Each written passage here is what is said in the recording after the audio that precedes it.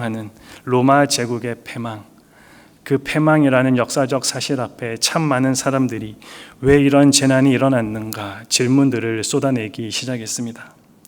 공교롭게도 로마 제국이 가장 무력했던 그 시기에 기독교가 가장 번성하였던 시기였다는 점을 부각해서 이교도들이 기독교인들을 비난하는 일들이 참 많이 있었습니다. 기독교는 이러한 비난에 대한 답을 해야 했는데 그때 등장했던 사람이 바로 어거스틴입니다. 그는 그 비난에 대한 대답을 글로 쓰기 시작했습니다. 그것이 신의 도성 혹은 하나님의 도성이라 불리는 책의 내용입니다. 여기서 어거스틴은 로마가 멸망했던 원인은 하나님의 뜻을 어긴 로마 시민들에게 있다 정확하게 이야기합니다. 그들이 하나님을 사랑하지 않고 다른 우상을 사랑함으로 자신들의 업적에 취해 현세적 가치를 추구하였다는 것이 그의 지적입니다. 그리고 로마 지도자들의 교만과 자기 사랑에도 그 원인이 있다 지적합니다.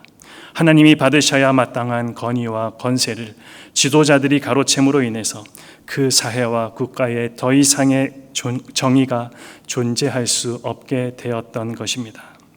즉 우상 숭배와 교만이 로마 멸망의 뿌리가 되었다 지적하고 있습니다.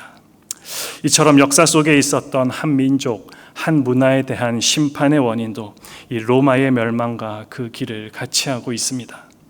1차 바벨론 포로 기한이 있은 지 79년 후인 주전 458년에 학사 겸 제사장인 에스라의 지도하에 제2차 기한이 있었습니다.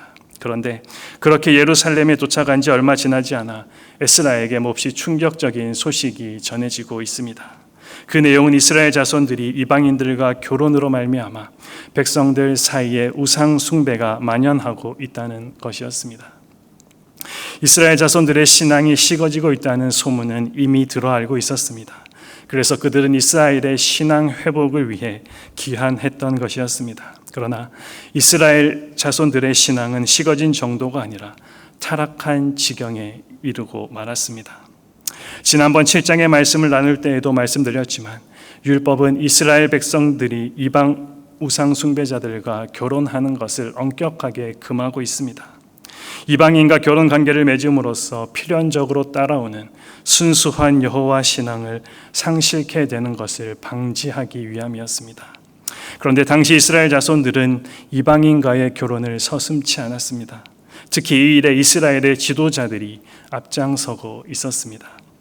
이러한 이스라엘의 타락은 그들의 나라가 왜 멸망했고 70년간의 포로 생활은 왜 하게 되었는지를 벌써 잊었음을 보여주고 있는 모습입니다. 여러분, 이스라엘이 왜 멸망해야 했습니까? 그 백성들이 왜 포로 생활을 해야 했습니까? 그런데 이스라엘 자손들이 또다시 그 조상들이 범한 죄를 그대로 범하고 있습니다. 에스라는 이런 그들의 모습을 한 단어로 오늘 본문에서 표현하고 있습니다. 본문 1절 마지막 부분에 가증한 일을 행하고 있다. 가증하다는 이 원어의 의미는 몹시 싫어하다, 혐오하다입니다.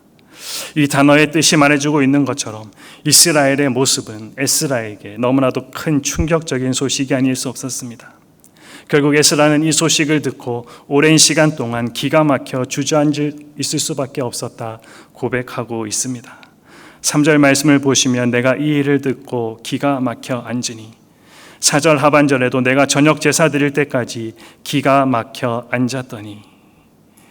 죄를 범하기에 빠르고 또 죄를 범하기에 쉬운 과거 이스라엘 자손들의 완악한 모습은 오늘 이 땅을 살아가는 우리들에게 거울이 됩니다.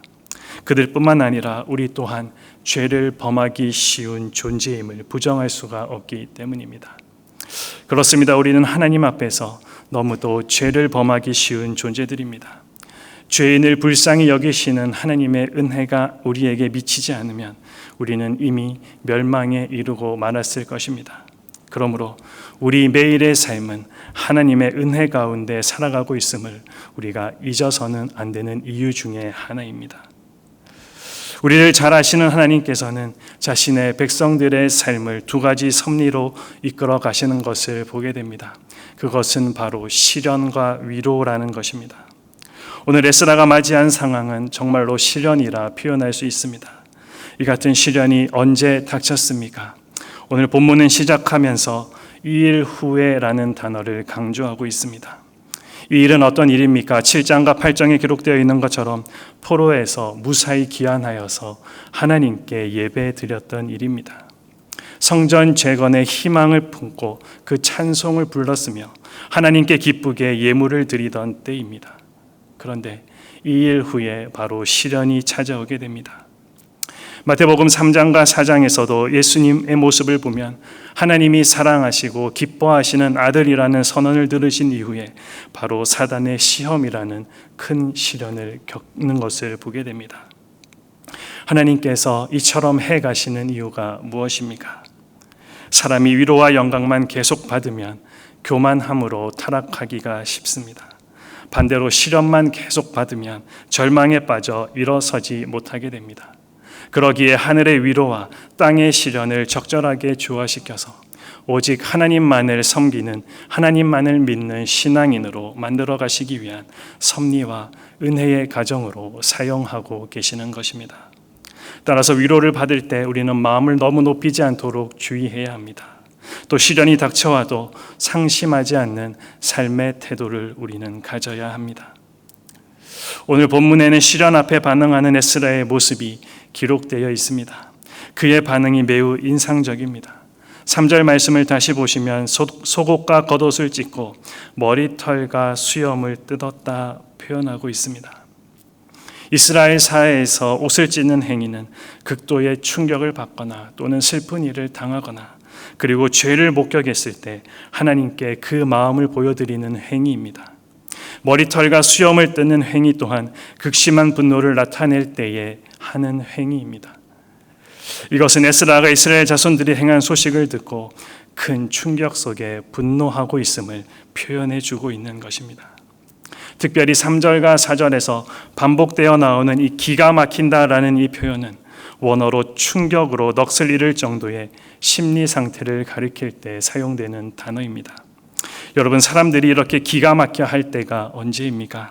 억울한 일을 당했거나 불행스러운 소식을 접했을 때 아닙니까? 한국 사람들은 자녀가 죽었을 때 가장 큰 심리적 충격과 스트레스를 받는다라고 합니다. 그런데 여러분들, 죄악 때문에 넋이 나갈 정도로 충격을 받는 사람들은 흔치가 않습니다. 그것도 자신의 죄가 아닌 다른 사람의 죄 때문에 극심하게 슬퍼하는 사람은 더욱 찾기가 어렵습니다. 이처럼 평범해 보이지 않는 에스라의 모습이 인상적으로 다가오는 이유가 무엇입니까?